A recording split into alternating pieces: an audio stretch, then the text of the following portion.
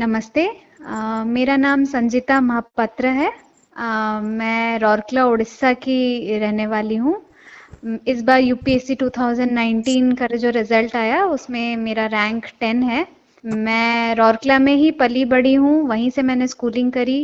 मेरे पापा is a small time businessman, mother housewife हैं। मेरी एक बड़ी बहन है जो भेल में नौकरी करती हैं।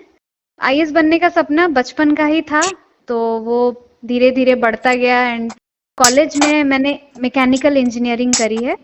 2012 पास आउट हूँ मैं मैकेनिकल इंजीनियरिंग। उसके बाद मैंने Rourkela steel plant, steel authority of India limited, वहाँ नौकरी की 5 साल। 2018 में मैंने वहाँ से रिजाइन किया, फिर स्टेट पीएससी दिया था, ओडिशा पब्लिक सर्विस कमीशन। उसमें मेरा रैंक 2 आया था। उसके बाद नेक्स्ट ईयर यूपीएससी का रिजल्ट आया और उसमें आई सिक्योर्ड रैंक। मेरा स्ट्रैटेजी पढ़ने का जो था, हमेशा से मैंने बहुत अर्ली स्टार्ट किया था। मैंने कोई कोचिंग नहीं करी है, मैंने सेल्फ स्टडी करी है कम्प्लीटली। मेरा ऑप्शनल सोशियोलॉजी है, उसके लिए मैंने 3 मंथ्स का एक क्रैश कोर्स टाइप ऑफ किया था उपेंद्र गौर से। और उसके बाद मैंने बाकी जीएस की तैयारी, ऐसे की तैयारी, वो सब खुद से ही करी थी। मैं कॉलेज टाइम से ही न्यूज़पेपर रेगुलरली पढ़ती थी, वो मेरी एक आदत बन गई थी। कॉलेज खत्म होने के बाद जॉब शुरू हुआ और जॉब के साथ साथ मैंने पढ़ाई चालू की थी। मैंने एनसीईआरटीज पढ़ना, बेसिक बुक्स पढ़ना, बिकॉज मेरे पास कोई गाइडेंस नहीं था, कोई पीयर ग्रुप नहीं था। जो आप यूजुअली छोटे शहरों में ये दिक्कत आती है कि पीयर ग्रुप हमें मिल नहीं पाता। तो इस टाइम पे इंटरनेट मेरा बहुत बड़ा साथी बना था। मैंने वहां से बहुत रिसर्च करा।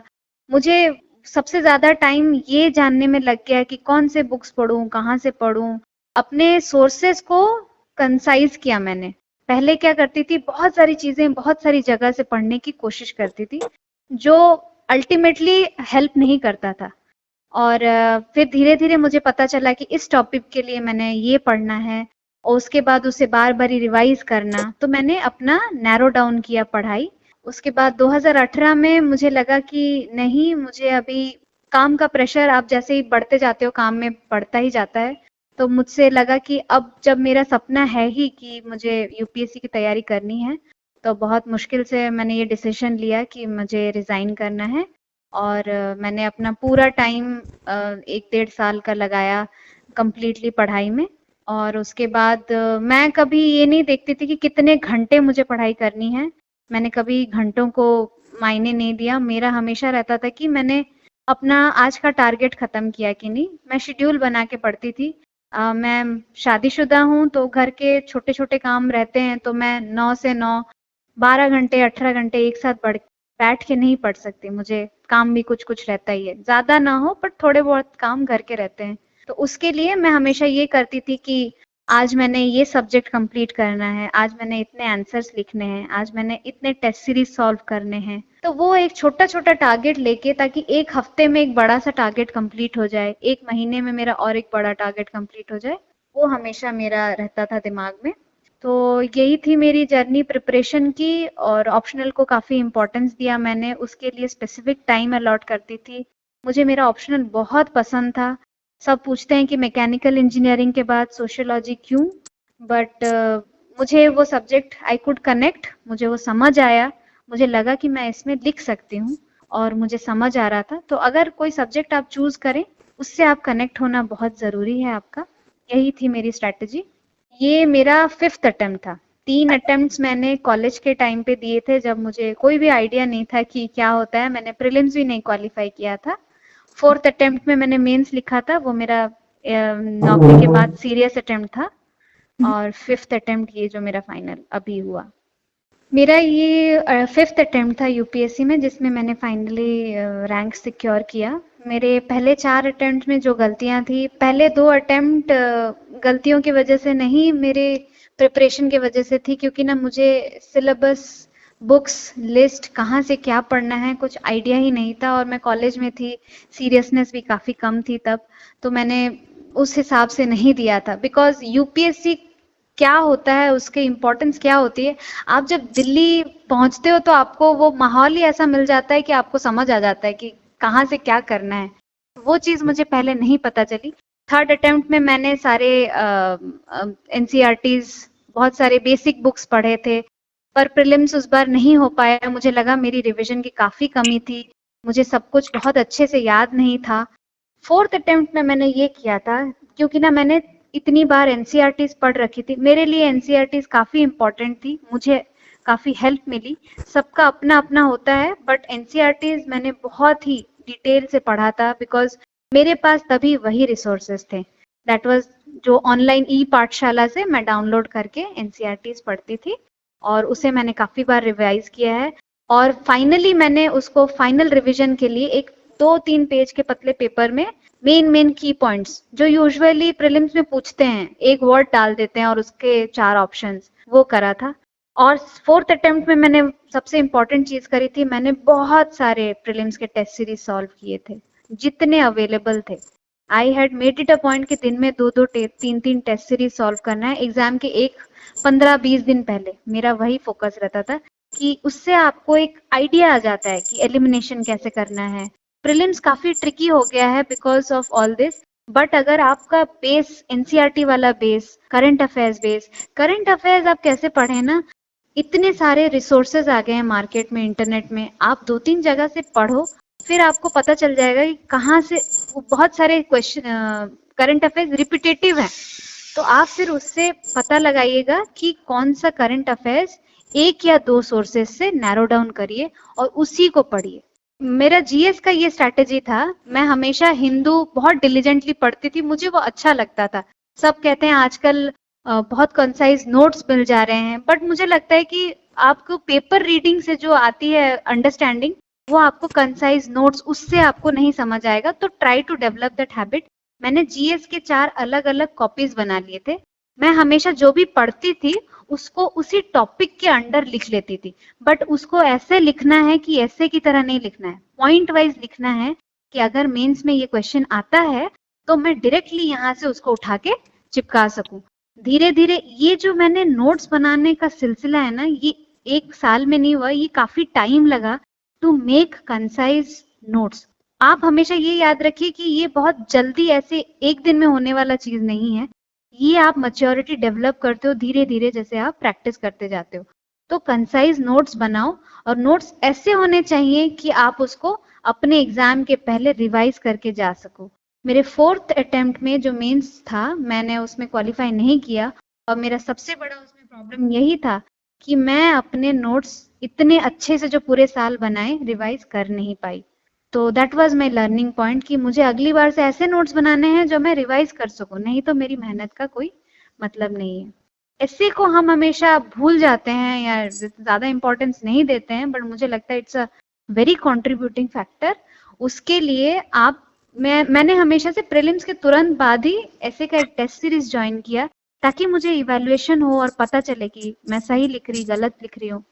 तो आप कंटिन्यूअसली हर हफ्ते 2-2 ऐसे भी लिखो, तो बाय द टाइम आप मेंस लिखने जाते हो आपकी बहुत अच्छी प्रैक्टिस हो जाती है, और मुझे ये काफी हेल्प किया था। बाकी अगर किसी की इंग्लिश वीक है, किसी को डेवलप करना है, तो काफी सारे अवेलेबल हैं इंटरनेट में material, you can focus on that. Third is optional. Optional के लिए हर दिन मैं प्रीलिम्स से पहले मैं 1 महीना, बीच में प्रीलिम्स का पहले 1 महीना मैं पूरा छोड़ती थी सिर्फ रिविजन के लिए। उसके पहले तक मैं हमेशा optional second half of my day 2-3 घंटे ऑप्शनल पढ़ती थी, वो मेरा हमेशा फोकस रहता था। सुबह जीएस 1 2 3 में rotate, second half is optional GS 4। GS 4 मेरा कांस्टेंट था। मैं वक्त निकालती थी कि लेक्सिकॉन हो, कोई भी नॉर्मल स्टैंडर्ड बुक हो, उसके 10 पेज ही पढ़ लूं। हमेशा हर दिन एथिक्स का टच रहना चाहिए, क्योंकि ना एथिक्स पेपर बहुत अच्छा पेपर होता है अगर आप अच्छे से स्कोर कर सको तो। मेरा इंटरव्यू अप्रैल 3 को था, but because of the pandemic एक शिफ्ट हो गया था। It was held on July 23 को मेरा आफ्टरनून सेशन में था। मेरा board Sujata Mehta ma'am board था। मैंने इतने सालों तक, जो भी यूपीएस एस्पिरेंट होता है उसके लिए इंटरव्यू एक बहुत बड़ी चीज होती है, तो मैंने भी बहुत सालों से बहुत सपने बना रखे थे कि इंटरव्यू में ये बोलूंगी, वो बोलूंगी, ऐसे बोलूंगी।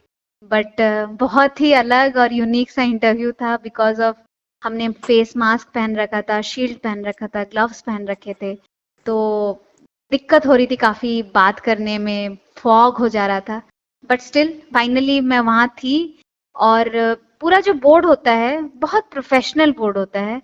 दे आस्क यू क्वेश्चन जिसके आंसर आपको आते हैं। वो आपको ग्रिल करने की कोशिश नहीं करते, वो आपसे जानना चाहते हैं कि अगर एक टॉपिक है, आपका इसमें कितनी अंडरस्टैंडिंग है, आप इसके लिए कुछ नया क्या बता सकते हैं। वो उसी फील्ड में बहुत सालों से काम कर रहे हैं, वो नहीं सोचते कि आप अभी बहुत बड़ा सा कोई बता दोगे कि आप ये कर दोगे वो कर दोगे। They just want a basic understanding. जैसे मुझसे उन्होंने एक बहुत सिंपल सा सवाल पूछा कि चाइल्ड लेबर के अगेंस्ट में हमारे इंडिया में बहुत सारे laws and rules and regulations हैं, पर फिर भी चाइल्ड लेबर कितना रैम्पेंट है। तो आपको क्या लगता है, हमें अपने रूल्स एंड रेगुलेशंस को और ज्यादा स्ट्रिंजेंट बनाना चाहिए, स्ट्रांग बनाना चाहिए, हमें और पेनल्टीज लगानी चाहिए?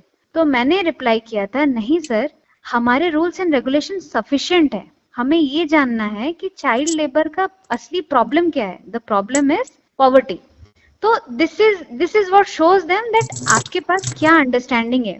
तो मेरे कहने का मतलब है कि इंटरव्यू जो होता है, आपकी इतने साल की जो पढ़ाई है ना, उसकी अंडरस्टैंडिंग की टेस्टिंग है। तो आप ये मत सोचिए कि मैं इंटरव्यू के 1 महीने पहले करंट अफेयर्स रट के चले जाऊंगा, चली जाऊंगी और वहां जाके बोल दूंगी it will happen. It does not happen. So it actually reflects your personality. To the aspirants I would like to advise that UPSC का जो जर्नी होता है, ये बहुत ही पेशेंस वाला जर्नी होता है, बिकॉज हमें हर स्टेज के बाद इंतजार करना पड़ता है विथ बैटेड ब्रेथ की कब आएगा रिजल्ट। तो आप इस टाइम में अपने पेरेंट्स, फ्रेंड्स, जो भी सपोर्ट सिस्टम है उनके साथ बात करिए, डिप्रेशन में मत जाइए। सेकेंड इज, इस पूरे जर्नी में अगर कोई आपका हमेशा साथ देगा तो वो आप खुद हैं। तो हमेशा सेल्फ मोटिवेटेड रहिए, अपने विल पावर को बहुत स्ट्रांग रखिए। हार्ड वर्क का कोई सब्स्टिट्यूट नहीं है। मैं अपने इस सक्सेस में लक को कोई कोई श्रेय नहीं देना चाहूंगी। ये सिंपली मेरा हार्ड वर्क था for many years of struggle. ऐसा नहीं कि 1 साल पढ़ के मैंने निकाल लिया। और थर्ड चीज है कि आप इसमें जब भी आपको लगे मुझसे नहीं हो पाएगा, खत्म कर देता हूँ, अब नहीं होगा, तब हमेशा खुद से ये पूछना कि इतने आसान करियर चॉइसेस मेरे सामने थे, मैंने इतना मुश्किल करियर ऑप्शन चूज क्यों किया, मेरा मोटिवेशन क्या था। अगर आपका मोटिवेशन बहुत स्ट्रांग है तो आप अपने आप इसे कर सकती हैं। आप अपने आप, you will be motivated to do this.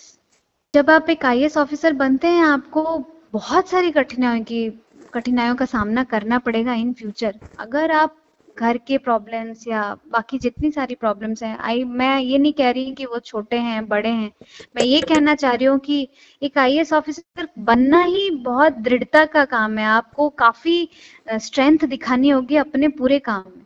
तो अपना जो मनोबल है उसे उसे बहुत स्ट्रांग करना होगा। एंड ऑब्वियसली घर का सपोर्ट सिस्टम बहुत इंपॉर्टेंट होता है एक मैरिड वुमेन के लिए। इन लॉज हो, हस्बैंड हो, ये अगर सपोर्ट नहीं करते हैं तो और ज्यादा दिक्कतें बढ़ जाती है। बट वो सपने क्या ही जो पूरा करने के लिए जी जान ना लगाया जाए। तो अगर आपके सपने ही इतने बड़े हैं तो उसके लिए मेहनत भी उतनी ही ज्यादा लगेगी।